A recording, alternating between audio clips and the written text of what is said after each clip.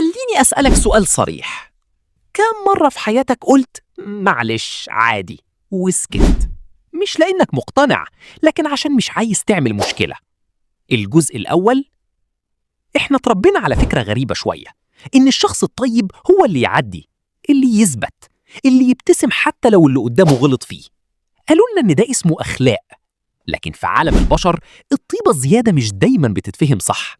الناس بتقراها كده، ده شخص سهل.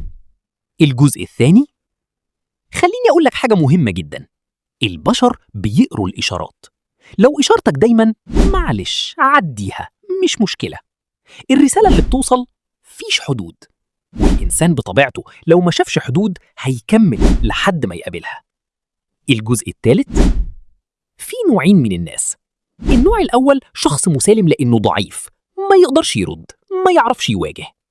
النوع التاني شخص هادئ، لكن هدوءه مختلف، مش بيتكلم كتير، لكن لما يتكلم الكل بيسمع، لأن الناس حاسة إن الشخص ده قادر يرد لكن مختار ما يردش. فرق كبير جدا بين الاتنين. الأول اسمه ضعف، التاني اسمه قوة منضبطة. الجزء الرابع، القاعدة الذهبية.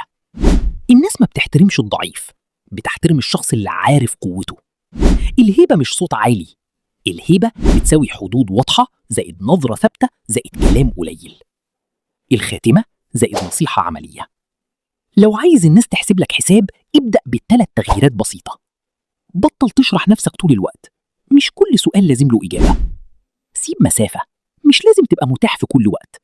اتعلم تقول لأ من غير خوف ومن غير تبرير. هتتفاجئ إن كلمة واحدة بس ممكن تغير شكل العلاقة كلها.